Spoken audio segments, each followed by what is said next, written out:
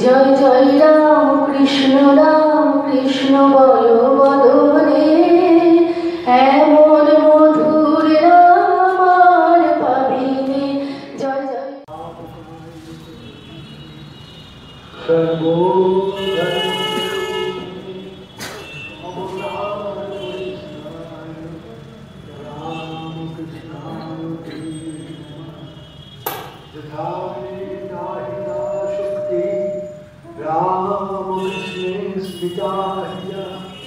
सर्वविद्यास्वरूपं शारदं गुणमामहं नमो श्री ज्योतिराजाय विवेकानन्दसूरये सच्चित्सुखस्वरूपाय शान्तितापहाय।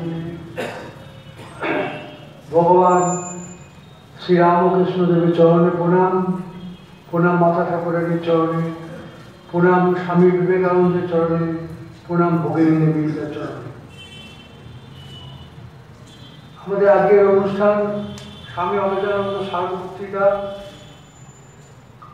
आज अनुष्ठानेर शुरूते संगीत परिवेशन करेছেন श्री अजय पाल एवं उपस्थित मंचे उपस्थित कार्यनिर्वाहक समितिर सदस्य श्री विप्लव साहाके आंतरिक धन्यवाद।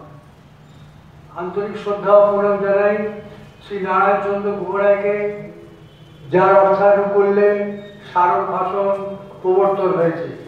श्री नारायण चंद्र गुहराय मातुल छिलेन स्वामी विनयानंदजी। তিনি 1935 সালে শ্রী ঠাকুরের লীলা সহচর স্বামী অভেদানন্দজি পূর্ণ দর্শন লাভ করেন এবং 1937 খ্রিস্টাব্দে শ্রী শ্রী ওম জগদ্ধাত্রী পূজার দিনে स्वामी अभेदानंदजीर निकट महामंत्रे दीक्षित हन। उपस्थित रामकृष्ण भक्तमंडली के श्रद्धा प्रणाम। जार स्मरणे सारक बक्तृता आयोजन ठाकुरेर अंतरंग उपास्य स्वामी अभेदानंदजी पूर्ण जीवन स्मरण और श्रद्धा निवेदन करছি। स्वामी अभेदानंद 1922 থেকে 1924 সাল পর্যন্ত বিবেকানন্দ সোসাইটির সহ-সভাপতি ছিলেন। বাল্যকালে নাম ছিল কালী প্রসাদ চন্দ্র, বাবা রসিকলাল চন্দ্র, মা নয়নতারা দেবী। জন্ম 1866 খ্রিস্টাব্দে 2 নম্বর নিগু গোস্বামী লেনে শ্রী শ্রী ওম কালী প্রসাদের জন্মলাভ করেছিলেন বলে মা নাম রেখেছিলেন কালী প্রসাদ। রসিক চন্দ্র ছিলেন কলকাতা ওরিয়েন্টাল সেমিনারি इंग्रेजी ख्यातनामा शिक्षक। कृष्णदास पाल, महाकवि गिरीशचंद्र घोष, रसराजा अमृतलाल बसु, स्वामी विवेकानंदेर पिता विश्वनाथ दत्त छिलेन तार छात्र। তিনি সত্যনিষ্ঠ ধার্মিক ছিলেন। বাবার চরিত্রে প্রভাব পড়েছিল তার উপরে এবং পড়েছিল ভক্তিমতী মা নয়নতারার প্রভাব। প্রথম থেকেই এক ধর্মীয় পরিমণ্ডলের মধ্যে বিকশিত হতে থাকে তার জীবন। কালী প্রসাদ তখন ছাত্র। অ্যালবার্ট হলে পণ্ডিত শশধর তর্ক চূড়ামণি হিন্দু সরদর্শন সম্পর্কে ধারাবাহিক বক্তৃতা শুনে যোগ দর্শনের পার নিতে থাকেন এবং একজন প্রত্যক্ষদর্শী যোগীর সন্ধানে ব্যাকুল হন। তখন সহপাঠী যজ্ঞেশ্বর ভট্টাচার্যের কাছে শুনলেন দক্ষিণেশ্বরের শ্রী শ্রী ঠাকুরের কথা। তারপর এক সকালে রওনা হলেন দক্ষিণেশ্বরে, কিন্তু হতাশ হলেন শ্রী রামকৃষ্ণ নেই, গেছেন কলকাতায়। দেখা হলো শশী পরবর্তীকালে স্বামী রামকৃষ্ণানন্দের সঙ্গে। তিনি বললেন এসেছে যখন তখন এমনি যাবে কেন, এখানে খেয়ে দিয়ে বিশ্রাম করো, ঠাকুর এলে তার সঙ্গে দেখা করে তারপর যেও। কালী প্রসাদ থেকে গেলেন। ঠাকুর যখন কলকাতা থেকে ফিরলেন তখন রাত 9টা। কালী প্রসাদ ঠাকুরের ঘরে ঢুকে প্রণাম করে দাঁড়ালেন। সুন্দর মুখের ঈশ্বরটিকে দেখে ঠাকুর বললেন, কে গো, কে তুমি, কোথা থেকে আসছো, কি চাও? কালীপ্রসাদ নাম বললেন আমি যোগাভ্যাস করতে চাই, আপনি কি আমাকে যোগ শেখাবেন? ঠাকুর এক দৃষ্টে খানিকক্ষণ তাকিয়ে রইলেন কালীপ্রসাদের মুখের দিকে, তারপর বললেন, গত জন্মে তুমি একজন যোগী ছিলে, যোগ সিদ্ধি লাভে তোমার একটু বাকি ছিল, এবার সেই সিদ্ধি তোমার হবে। রাতটা বিশ্রাম করো, কালই আমি যোগ শিক্ষা দেবো তোমার। পরের দিন কালীকে যোগাসনে বসিয়ে তার জিভে কি যেন এক মন্ত্র লিখে দিলেন ঠাকুর ডান হাতের মধ্যমা দিয়ে। তারপর স্পর্শ করলেন কালীপ্রসাদের বুকে, মুহূর্তে কি যেন সব ঘটে গেল। কালীপ্রসাদ মগ্ন হলেন গভীর ধ্যানে। সেদিনের ধ্যান শেষে ঠাকুর তাকে শেখালেন সাধন রহস্য। প্রথম দর্শনে ঠাকুরের কৃপা পেলেন কালীপ্রসাদ। সেই প্রথম দর্শনের বিদায় খণ্ডিতে শ্রীরামকৃষ্ণ তরুণ কালীপ্রসাদকে মিষ্টি প্রসাদ দিয়ে বলেছিলেন, আবার এসো, যদি পয়সা জোগাড় না হয় তবে এখান থেকে দেওয়া হবে। 5 বছর বয়সে কালীপ্রসাদ ভর্তি হন গোবিন্দ শীলের পাঠশালায়। 2 বছর বাদে তিনি ভর্তি হন যদু পণ্ডিতের পাঠশালায়। এখানে তার সহপাঠী ছিলেন বাবুরাম ঘোষ, উত্তরকালের স্বামী প্রেমানন্দ। যদু পণ্ডিতের পাঠশালা থেকে তিনি ভর্তি হন ওরিয়েন্টাল সেমিনারিতে। তীক্ষ্ণ মেধা এবং অধ্যাবসায়ের গুণে ডবল প্রমোশন পেয়ে এগিয়ে দিতে থাকেন তার বিদ্যালয় জীবন। বিবেকানন্দের মতোই শ্রীরামকৃষ্ণকে বাঁচিয়ে নিয়ে তিনি করেছিলেন নিঃশর্ত আত্মসমর্পণ। তখন শ্রীরামকৃষ্ণ হয়েছিলেন তার জীবনের ধ্রুবতারা। গুরু বাক্যে বিশ্বাস, গুরু সেবা এবং তার বাক্য অনুযায়ী অনুধ্যানে কেটে যেতে থাকে কালীপ্রসাদের দিন। ওই সঙ্গে চলতে থাকে তার যোগ সাধনা। তিনি একদিন আকুল হয়ে ঠাকুরকে বললেন, আমি চাই ব্রহ্মজ্ঞান, আপনি আমাকে সেই জ্ঞান দিন।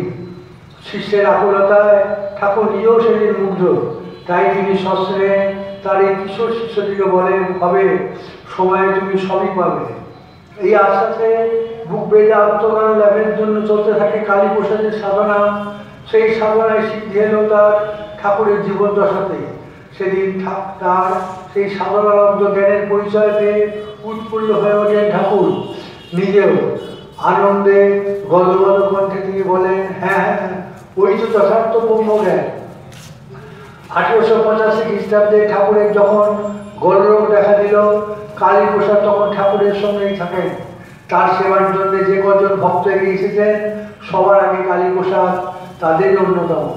শ্যাম্পু করে এসে ঠাকুরের রোগ না সেরে বরং আরো বাড়ল, তাই তাকে নিয়ে যাওয়া হলো কাশীপুরে। সেদিনে সেই আশার কথা সম্পর্কে কালীপ্রসাদ লিখেছেন, সেবক রূপে আমরা শ্রীমা ও গোলাপ মা তার সঙ্গে কাশীপুরে বাগান বাড়িতে উপস্থিত হলাম। ঠাকুর আমাকে উপস্থিত সকল সন্তানকে একদিন বললেন, দেখ আমার এই গলার অসুখ একটা উপলক্ষ মাত্র, এই কারণে তোরা সকলে একত্র হয়েছিস। এই উদ্যান বাড়িতেই ঠাকুর শ্রীরামকৃষ্ণ তার যে 11 জন সন্ন্যাসী সন্তানের হাতে গেরুয়া কাপড় তুলে দেন। কালীপ্রসাদ ছিলেন তার অন্যতম। তার অসাধারণ সেবা নিষ্ঠা দেখে বিবেকানন্দ বলেছিলেন, কালী শ্রী শ্রীরামকৃষ্ণ পরমহংসদেবের অনুরক্ত সেবক। একদিন কালীকে আশীর্বাদ করে ঠাকুর বলেন, ছেলেদের মধ্যে তুই খুব বুদ্ধিমান, তোর বুদ্ধির তীক্ষ্ণতা ঠিক নরেনের পরেই, তারপর তুইও নতুন ধর্ম আন্দোলন চালাতে পারবি। ঠাকুর মরদেহ ত্যাগ করার পর 1886 খ্রিস্টাব্দের শেষ দিকেই বরানগরের যে প্রথম রামকৃষ্ণ মঠ স্থাপিত হয় তাতে যোগ দিলেন কালীপ্রসাদ। এই মঠেই অন্যান্য গুরু ভাইদের সঙ্গে সন্ন্যাস নিয়ে তিনি হলেন স্বামী অভেদানন্দ।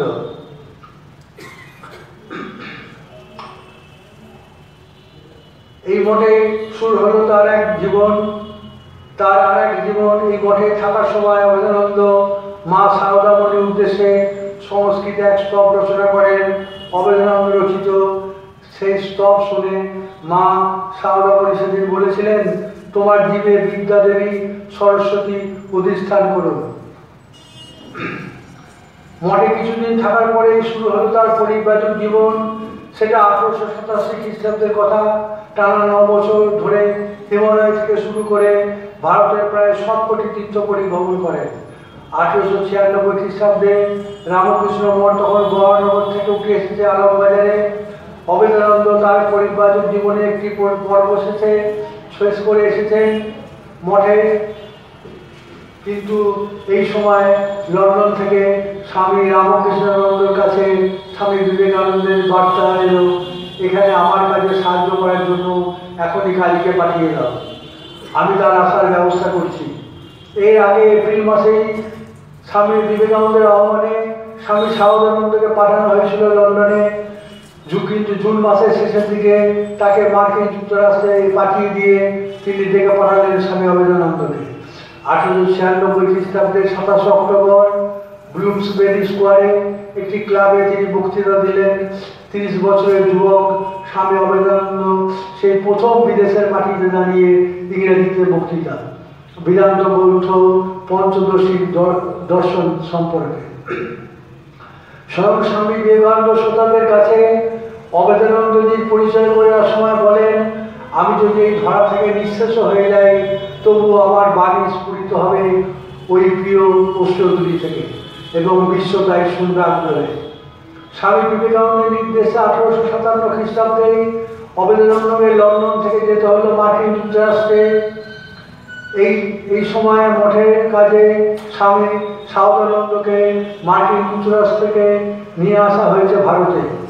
মার্কিন যুক্তরাষ্ট্র থেকে প্রথম পর্যায়ে 1897 খ্রিস্টাব্দের আগস্ট থেকে 1906 খ্রিস্টাব্দের 16 মে এবং দ্বিতীয় পর্যায়ে 1907 থেকে 1921 খ্রিস্টাব্দের আগস্ট পর্যন্ত 25 বছর তিনি বেদান্ত এবং শ্রী রামকৃষ্ণের ভাবধারা প্রচার করেন।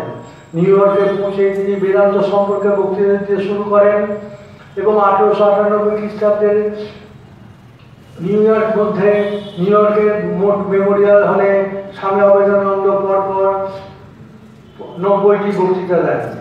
মাত্র 2 বছরে যে কাজ করলেন অভেদানন্দ, তাতে 1899 খ্রিস্টাব্দে স্বামী বিবেকানন্দ দ্বিতীয়বার মার্কিন সফরে এসে রীতিমতো অভিভূত। তিনি বললেন, নিউ ইয়র্কের দ্বারে আমি 3 বার আঘাত করেছিলাম কিন্তু কোনো সাড়া পাইনি।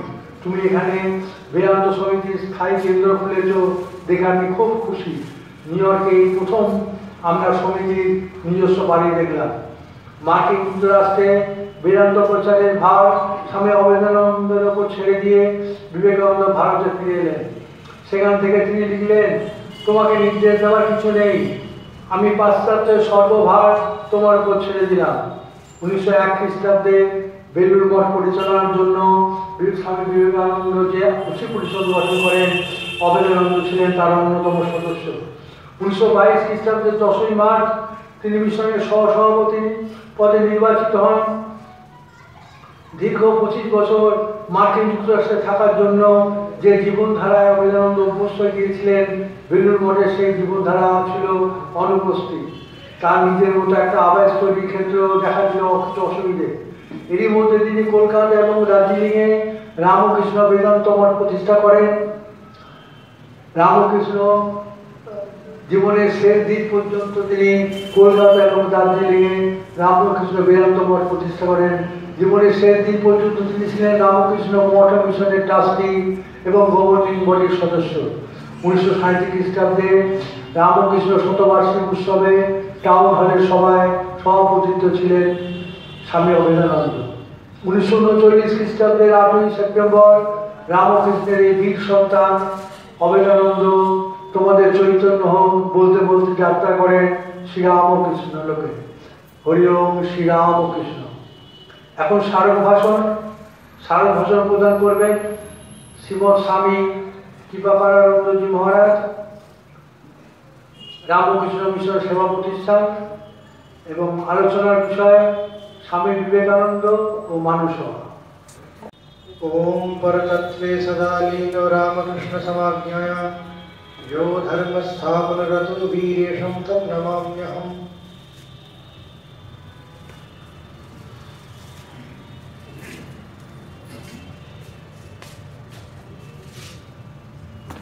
विवेकानंद सोसाइटी कार्यनिर्वाहक समिति के আমার আন্তরিক অভিনন্দন এবং আমি ব্যক্তিগতভাবে এখানে প্রথম এলাম।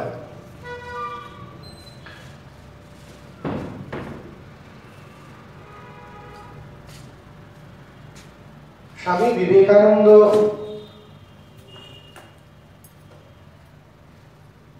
তার জীবন দশায় এই সোসাইটিটি প্রতিষ্ঠিত। এই কলকাতার কোলাহল যখন কিছু ছিল না, তখন থেকেই এই জায়গাটি ছিল। সুতরাং এই জায়গাটি যে একটি শুভ চর্চার পীঠস্থান, সে বিষয়ে কোনো সন্দেহ নেই। 100 বছরের উপর এখানে এখনো সবাই আসছেন, শুনছেন। 100 বছরের বয়সকাল কারণই নয়, অর্থাৎ এই লিগ্যাসি, এই ঐতিহ্য বয়ে যাচ্ছে। ঐতিহ্য বয়ে যাওয়া খুব বড় কথা নয়। বিশেষ করে স্বামীজি ঐতিহ্য যখন আমরা কথা বলি, স্বামী বিবেকানন্দ আমরা সবাই বলি এবং শুনি, বারবার শুনে আসছি, যুগোত্তর পুরুষ ছিলেন। এবং কিছু ঘটনা সেই ব্যক্তির চারদিকে আমরা ছড়িয়ে রাখি তাকে মনে রাখার জন্য। Chicago address, sisters and brothers of America,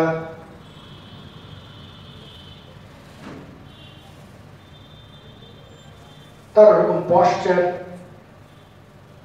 পাগড়িওয়ালা সাধু, সবাই জানে, এইটুকু জানে। স্বামী বিবেকানন্দ এক অদ্ভুত সাধু।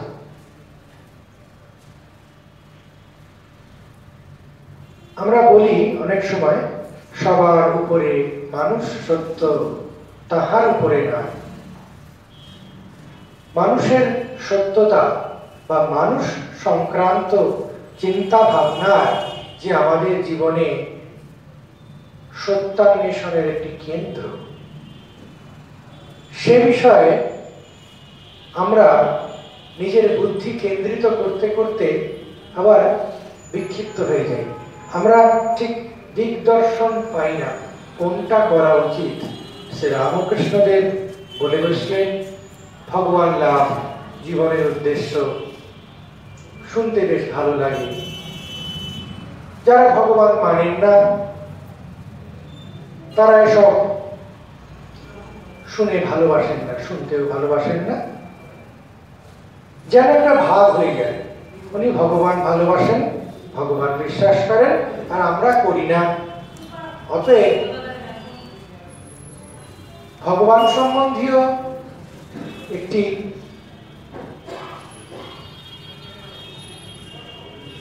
নির্ধারক পদার্থ যেন আমাদেরকে বিভক্ত করে দেয়। শ্রীরামকৃষ্ণকে ভালোবাসতে পারেন সবাই, কিন্তু তাকে বুঝতে পারেন না কেউই। এই সমস্যার কথা শ্রীরামকৃষ্ণদেব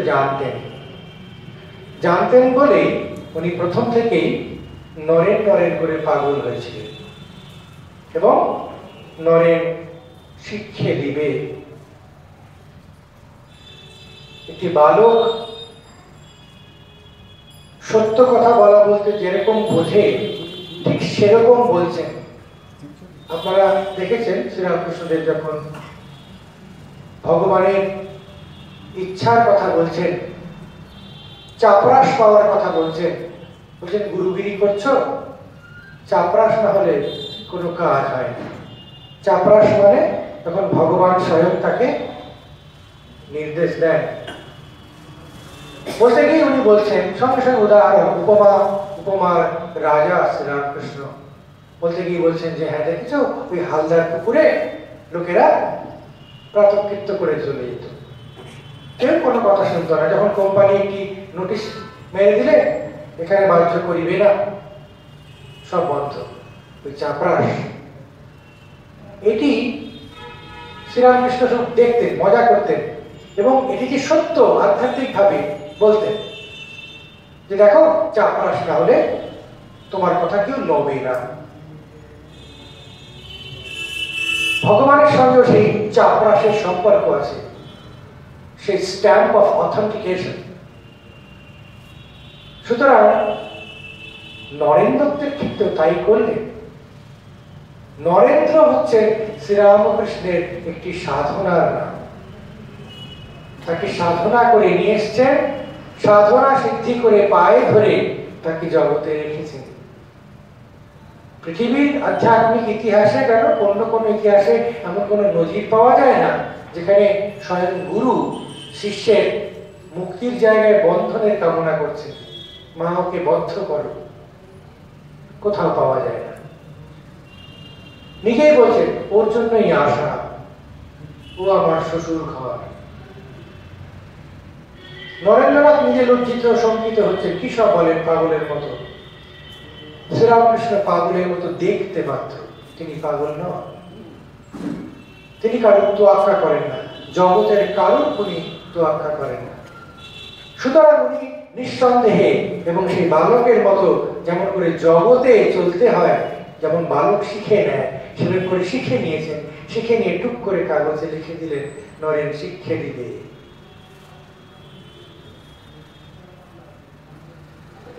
নরেন কিভাবে শিক্ষা দিবে? নরেন্দ্র তার আধ্যাত্মিক সম্পদ, তার অতিমানবিক ঋষি গুণ সম্পন্ন যে মেধা, শুধু সেই দিয়ে শিক্ষা দিবে তা নয়। সেই দিয়ে শিক্ষা দেওয়ার লোক নরেন্দ্র ছিলেন না। যখন বললেন যে তুই কি চাস, শ্রেষ্ঠ শিষ্যের মতো উত্তর দিলেন যে আমি চাই দিন রাত সুখদেবের মতো সমাধিস্থ থাকতে। কোন শিষ্যটা চায় না? এক শ্রেষ্ঠ শিষ্যের আকাঙ্ক্ষা। এই আকাঙ্ক্ষা যদি কোনো শ্রেষ্ঠ গুরু শোনেন, তিনি লাফিয়ে উঠবেন। শঙ্করাচার্যের এই মনীষা দেখে লাফিয়ে উঠেছিলেন তার গুরু গৌরপাদ। বলেছেন তোমার জন্যই বসে আছি, তোমার এই অদ্বৈত অনুভূতি দেব বলে বসে আছি। 1000 বছর ধরে নর্মদার তীরে বসেছিলেন। বিবেকানন্দ এই কলেজ স্ট্রিট আমার স্ট্রিটের গলিতে গলিতে ঘুরে ঘুরে এর বাড়ি তার বাড়ি গিয়ে ভগবান সম্বন্ধে পড়ে বুঝে চিন্তা করে মাথা খারাপ করে ফেলেছিলেন। করে যখন বললেন তুই কি চাস, মুখের গলায় কাছে রাখে একমাত্র প্রশ্ন, একমাত্র আকাঙ্ক্ষা, পিপাসা, আমি চাই সমাধি। ভগবানও বললেন না, দ্য স্টেট অফ অ্যাটেইনমেন্ট বললেন। ভগবান বলে কি তাকে ব্রহ্ম বলে, I don't want to know, I want to have that state. আমাদের উপনিষদেও এইরকম স্ট্রেট কোয়েশ্চেন আছে। তারা কখনো বলেনি যে ভগবান লাভ করতে যাব। শিষ্য বলছেন, এক বলছেন কস্মিন্ন ভগব বিজ্ঞাতে সর্বমিদং বিজ্ঞাতম ভবতি। এমন কি আছে যেটা জানলে সব জানা হবে? সেটা তুমি ব্রহ্ম বলো, যাই বলো, আই ডোন্ট বদার। কিন্তু আমি সব জানতে চাই, I want to know the secret, কোনটা জানলে সব জানা হবে। অথবা বলছেন আরো সুন্দর কথা, যখন এরকম করে বলতে বলতে আত্ম কথা আসছে, আত্মা কথা আসছে, যে তোমার মধ্যেই সব, তখন শিষ্য বলে উঠছেন উপনিষদে যে আত্মানম চেত বিজানীয়াৎ, যদি আমি আত্মাকে জানতে চাই, এরকম করে অয়মস্মি ইতি পুরুষঃ, আমি সেই আত্মা। বিবেকানন্দ এক জায়গায় বলতেন, আত্মা ব্রহ্ম কোথায় ঝুলছে আকাশে, সেটি তোমার কি? তিনি যত মহানই হোক না কেন, তোমার তাতে কি আসে যায়? অর্থাৎ উপনিষদ বলছে আত্মানম চেত বিজানীয়াৎ অয়মস্মি ইতি, আমি তাই, এইভাবে জানে যায়।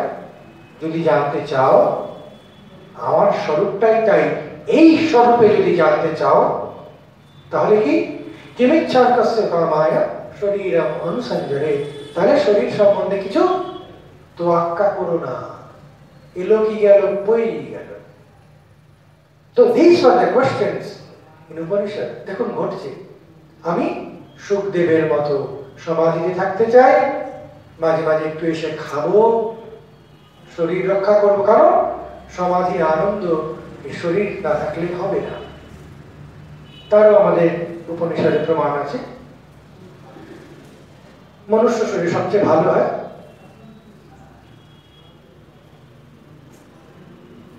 শ্রীরামকৃষ্ণ বললেন, ছি, পছন্দ হলো না। এরকম প্রশ্ন গুরুর পছন্দ হলো না। শ্রীরামকৃষ্ণ প্রথম দিন থেকেই বিবেকানন্দকে গড়ে তুলছেন, এক অসাধ্য সাধনা করছেন, বিবেকানন্দ সাধনা। বিবেকানন্দ নিজে বলছেন, আমি এমন ছিলাম, অন্য লোকটা বাজে হলে ওই ফুটপাত দিয়ে হাঁটতাম না, এমন পিউরিটার, বাঁচিয়ে চলবো, শুদ্ধ তো একদম শুদ্ধ, অশুদ্ধ বর্জন। তার বাবা বললেন, তার বাবা গাঁজা খোরদের টাকা ফাঁকা দিতে, তাতে মহা আপত্তি নরেন্দ্রের, এরকম করছেন কেন? তখন বাবা একদিন সস্নেহে বলেছিলেন, বাবা দিলে, যেদিন তুমি বুঝবে যে জগতে কি ভয়ঙ্কর দুঃখ আছে, কি সমাধানহীন দুঃখ মানুষ কাঁধে করে ঘুরে বেড়াচ্ছে, যদি জানতে, তাহলে তুমি নিজে এগুলো একদিন দেবে। মানুষকে যদি এইটুকু আনন্দ দেওয়া যায়, জানবে সেদিনটা সার্থক হলো। শুনে রেখেছিলেন, বিশ্বাস করেননি মোটে। বিবেকানন্দ আকৃষ্ট হলেন রামকৃষ্ণের প্রতি খুব স্বাভাবিকভাবে, কিন্তু শ্রীরামকৃষ্ণের শুরু হলো আরো বড় সাধনা, বিবেকানন্দ সাধনা। কি করে তাকে তার মতো করে গড়ে তুলবেন। তিনি বারবার প্রমাণ নিচ্ছেন, বুঝছেন, হ্যাঁ সপ্তর্ষি ঋষি, হ্যাঁ আমার জন্য এসছেও, সব বুঝছেন, বারবার প্রমাণ নিয়ে নিজে বুঝছেন, কিন্তু কোথায় যেন শ্রীরামকৃষ্ণ অস্থির, কোথায় যেন সারাদিন তার ঘুম হচ্ছে না, কোথায় যেন নরেন কি চাই, পাগল। পরিষ্কার বলছেন, ভিতরটা গামছা নেংড়ানোর মতো নেংড়োচ্ছে, এত এত ব্যথা। শ্রীরামকৃষ্ণের মতো একজন পরম পুরুষ, সাগরের মতো যার হৃদয়, অনন্ত হৃদয় সম্পন্ন, তার হৃদয় মথিত হয়েছিল এই ২-৩ বার। একটি যখন ভগবান দর্শনের জন্য পাগল হয়ে গেছিলেন, বুকটা সেরকম গামছা নেগানোর মতো নিংড়েছিল। আরেকবার হয়েছিল যখন ভক্তদের দেখতে পাননি, ওরে তোরা কোথায় কি আছিস, সেই একই সিকোয়েন্স, যেন সিনেমা হচ্ছে, সন্ধ্যেবেলা হচ্ছে, ভবতারিণীর আরতির ঘন্টা বাজছে, উনি লুকিয়ে লুকিয়ে কুঠি বাড়ির উপরে হাউ হাউ করে কাঁদছেন আর ডাকছেন। মাকেও তখন ডাকতেন, মা একটা দিন চলে গেল, দেখা দিল না। আর তৃতীয় হচ্ছে এই নরেন্দ্র, রাত বিরেতে উঠে লোককে ডাকবেন না, সামাজিক বোধ আছে, এখন ডাকা ঠিক নয়, সব ঘুমোচ্ছে, কিন্তু জোর করে ডেকে ফেলছেন, ওরে যান একটু, ওকে ডেকে নিয়ে আয়, আমি আর পারছি না। এত প্রেম, কিসের প্রেম, এত পক্ষপাত দুষ্ট ভগবান। একজন বলে ফেললেন, যখন নরেন করছে, নরেন কই করছেন, একজন বলে ফেলেন, ও নরেন না, আমরা সব পানির জলে ভেসে এসেছি। এই ডকুমেন্ট পাওয়া যায়, কথা বলতে আছে, পড়বেন, আমরা বুঝি বাণের জলে ভেসে এসেছি। অদ্ভুত প্রেমময় শ্রীরামকৃষ্ণ, অসাধারণ এক অদ্ভুত লোক। সেই বালকের থুতনি ধরে বলছেন, দক্ষিণেশ্বরে যাস, ওখানে গিয়ে খাস, ওর মধ্যে একটা হয়ে গেল। এই যে কি হচ্ছে কেউ বুঝতে পারছে না। নর ঋষি, সপ্তর্ষি, নর ঋষি, নররূপী নারায়ণ। নর ঋষি তো একজন পৌরাণিক ঋষি, নারায়ণ মানে জানেন তো? নারায়ণ কাকে বলে? নরা নাম অয়নমিতি নারায়ণ, অয়ন মানে পথ। এই যত বলছেন, গীতা বলছেন না, মমমত মানবর্তন্তে মনুষ্যাবর্ত সর্বশঃ, আমার পথ দিয়ে সবাই আমার কাছে আসে, আমার তৈরি পথ, দেব না তুমি একটা পথ করেছো, I have prepared them long ago, billions of paths, অনন্ত পথ। সেই সব পথের যিনি রাজা, তিনি নারায়ণ। তিনি নর মনুষ্য পথের সব অভিজ্ঞতা, সব দুঃখ, সব অ্যাটেইনমেন্ট কলামূলক করে বসে আছে, প্রত্যক্ষ করে বসে আছে।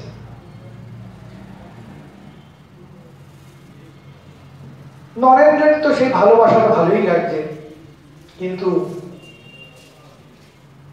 হঠাৎ বিপত্তি।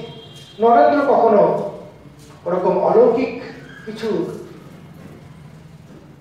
ব্যাখ্যার মাধ্যমে নিজের জীবনকে ব্যাখ্যায়িত করতে কখনো চাইতেন না।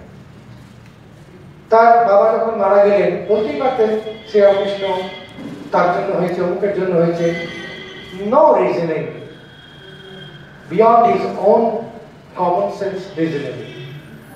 মানুষের যা বুদ্ধিবৃত্তির মধ্যে সাধারণভাবে সমাদৃত তাই তিনি গ্রহণ করেছেন, কখনো মানুষের সীমার বাইরে গিয়ে নিজেকে জাহির করেননি।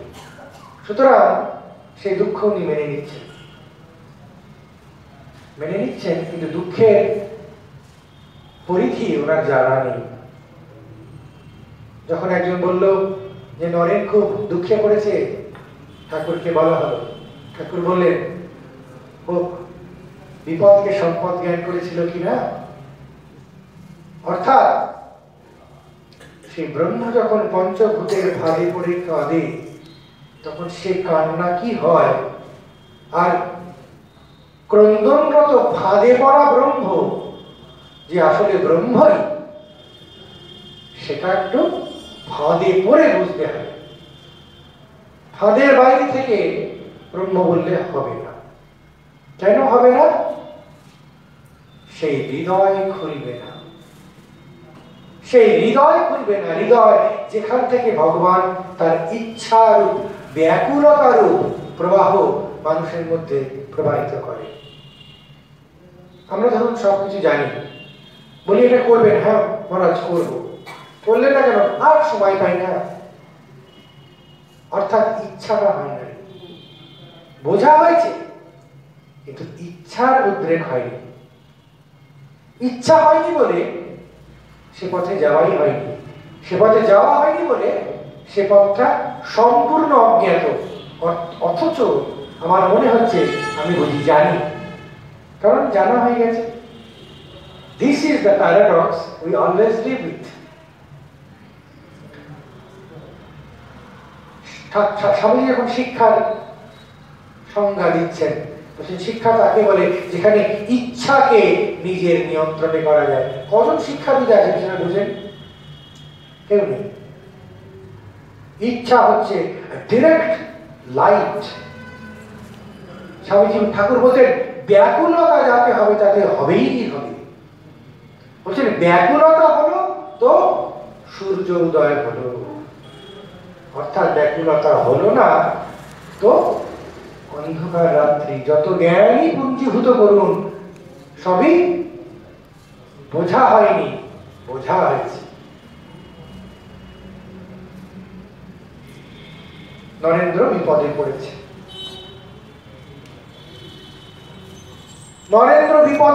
নরেন্দ্র কাঁদছে, নরেন্দ্র উপোস করে পড়ে আছে, জলে ভিজছে, দুদিন খেতে পায় না, বাড়িতে মার কষ্ট।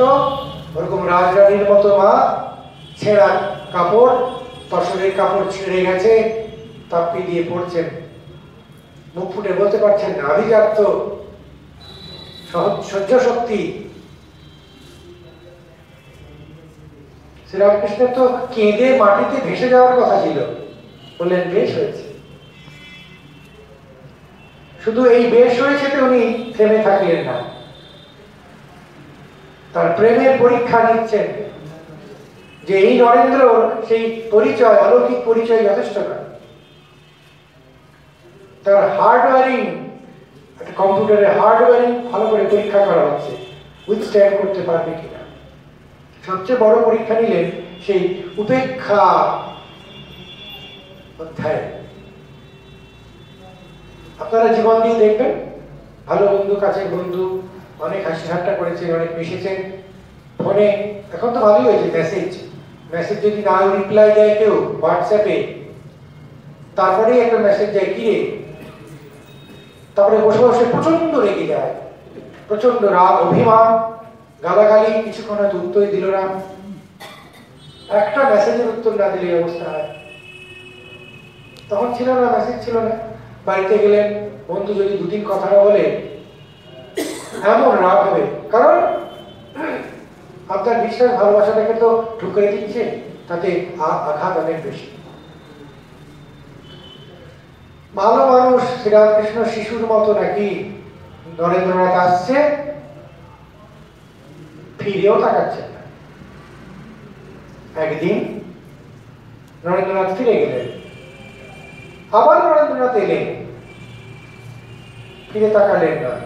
নরেন্দ্রনাথ বসলেন, ফিরে গেলেন, আবার এলেন, আবার ফিরে তাকালেন না। দিনের পর দিন কোনো অ্যাবসলিউট কোনো পাত্তা না দেওয়া, যাকে বলে নরেন্দ্রনাথের উপর দিয়ে ওরকম একটা বয়স্ক লোক শ্রীরামকৃষ্ণদেব, বাচ্চা ছেলে নরেন্দ্র, তাকে একটা অদ্ভুত অপমান, উপেক্ষা, সেটা এক ধরনের লাঞ্ছনাই বলা যায়। কারণ যাকে আপনি অত ভালোবাসা দেখিয়েছেন তাকে না দেখা লাঞ্ছনার থেকে অনেক বেশি। মাসখানেক ধরে জেনে বুঝে লাঞ্ছিত করলেন। মাসখানেক কেটে গেল, হঠাৎ টুক করে সেই বালক শ্রীরামকৃষ্ণ টুক করে নরেনের মুখের দিকে তাকিয়ে বললেন, কিরে, তোকে তো আমি পাত্তাই দিই না, তুই আসিস কেন? যেন কিছু হয়নি, এত দুঃখ, এত আঘাত দিলেন, কিছুই যেন হয়নি, হাসছেন। নরেন খুব কনফিডেন্ট, বুঝিয়ে দিলেন যে তিনি নারায়ণ। তিনি বললেন, আপনাকে ভালোবাসি তাই আসি, আপনি আমাকে পাত্তা দিলেন কি না দিলেন তাতে আমার কিছু আসে যায় না। শ্রীরামকৃষ্ণ আনন্দে উল্লাসে, যেন উনি নিজে ওনার নরেন্দ্র বিবেকানন্দ করার সিদ্ধি লাভ করছেন এক এক করে। এত আনন্দ হচ্ছে ওনার যে হ্যাঁ, এবার হয়েছে। তারপরে শেষ অবস্থা ধরলেন, যেটা বলতে গেলে একটু সময় লাগবে, ছোট করে বলবো কারণ সাবজেক্টটা অন্য জায়গায় ঢুকবো। সেটা হচ্ছে কালী মেনে নেওয়া।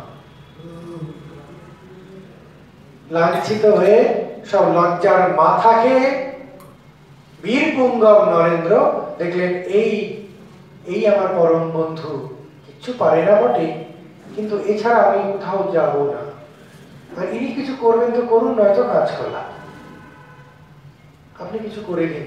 কি হয়েছে? না এই হয়েছে, বাড়িতে বড় দুঃখ, আমি কি পারি রে? না আপনি তো বলেন মায়ের কাছে বলুন, তুই বল।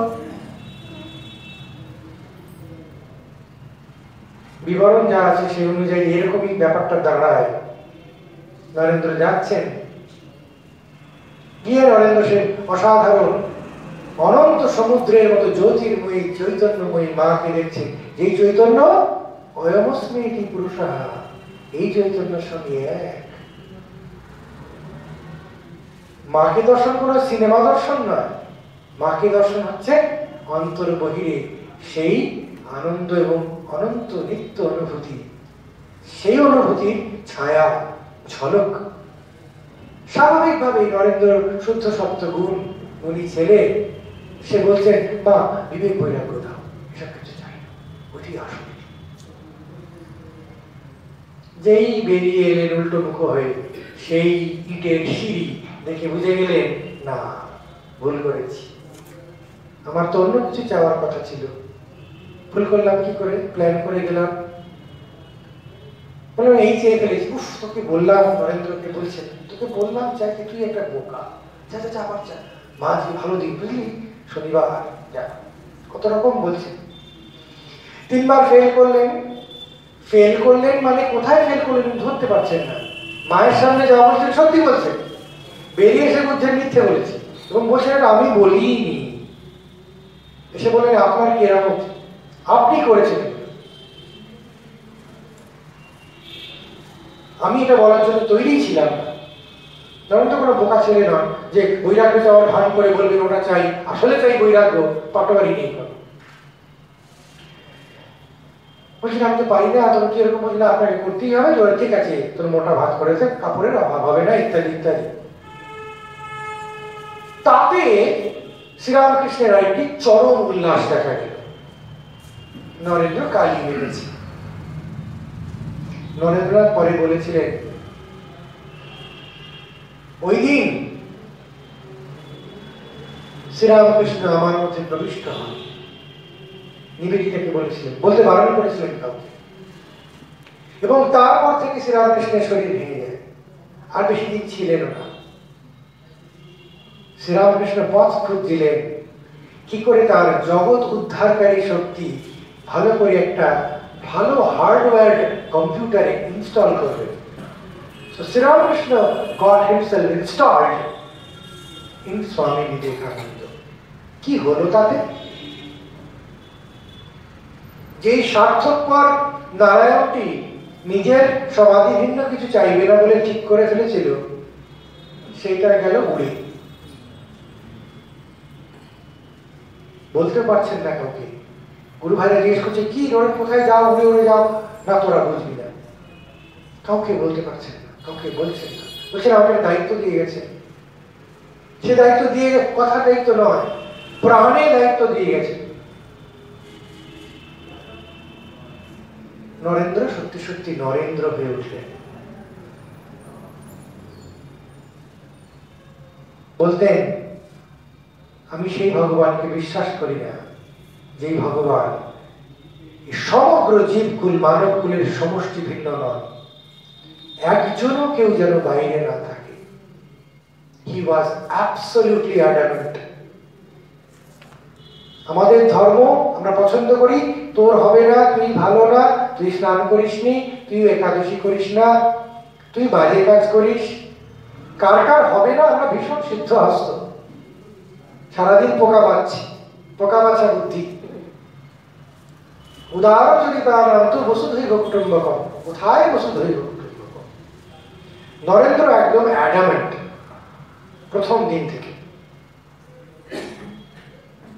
একটি অসাধারণ সংজ্ঞা দিলেন নরেন্দ্রনাথ, ভগবানের সংজ্ঞা দিচ্ছেন। দেখুন, শ্রীরামকৃষ্ণ ঢুকেছেন ভিতরে।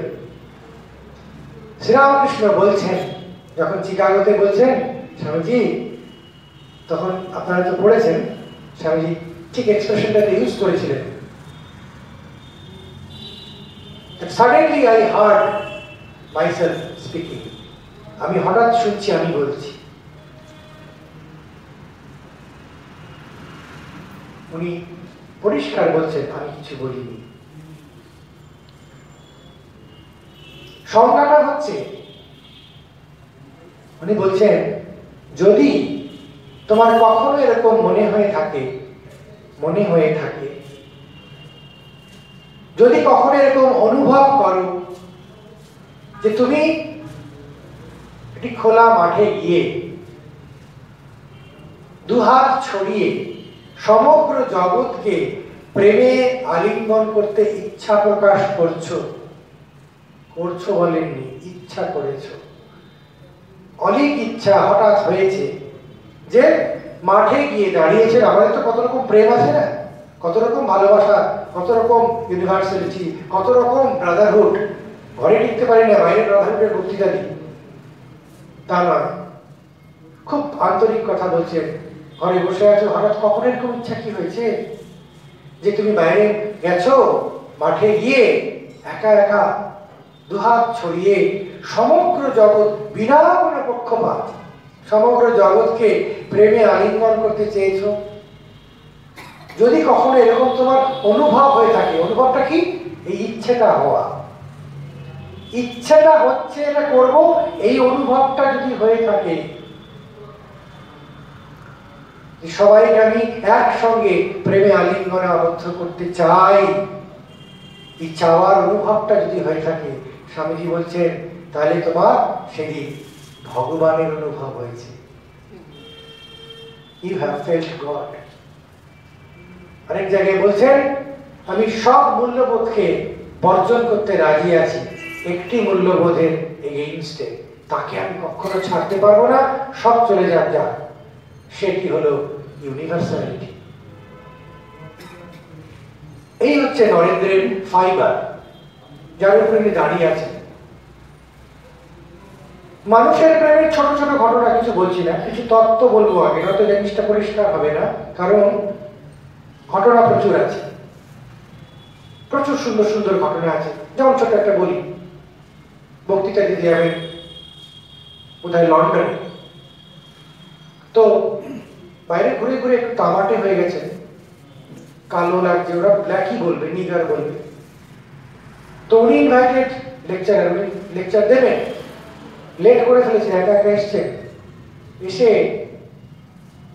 দেখছেন দরজায় অনেকে দাঁড়িয়ে আছে, প্রহরী গেটম্যান দাঁড়িয়ে আছে। ওরা বলছে যে ঢুকতে চাইছেন, যে না, ইউ নিগার গো।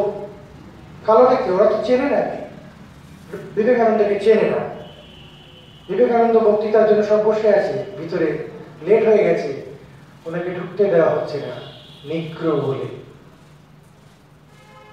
আমরা কি বলতাম, আরে বাবা আমি বিবেকানন্দ, ঢোকাও আমাকে ভাই, আমার জন্য সবাই বসে আছে। কোয়াইট লজিক্যাল, আমার জন্য বসে আছে দুজন, I should not make them wait. কখনো বললেন না, চুপচাপ দাঁড়িয়েছে। অনেকক্ষণ পর কর্তৃপক্ষের বাইরে এসে খোঁজাখুঁজি করে, আরে Swamiji you are here, please come, why did you not সে?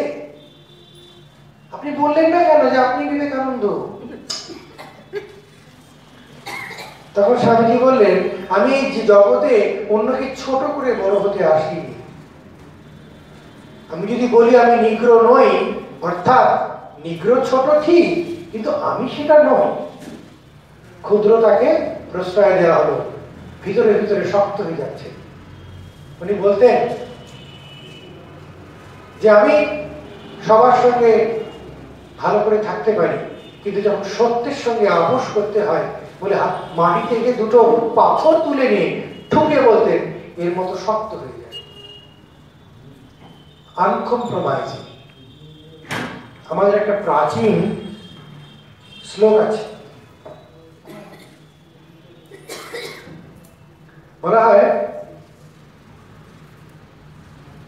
অমন্ত্রম অক্ষরম নাস্তি, নাস্তি মূলম অনুষধম, অযোগ্য মানব নাস্তি, যোজক তত্র দুর্লভ। কোন শব্দ নেই যা মন্ত্র হয় না।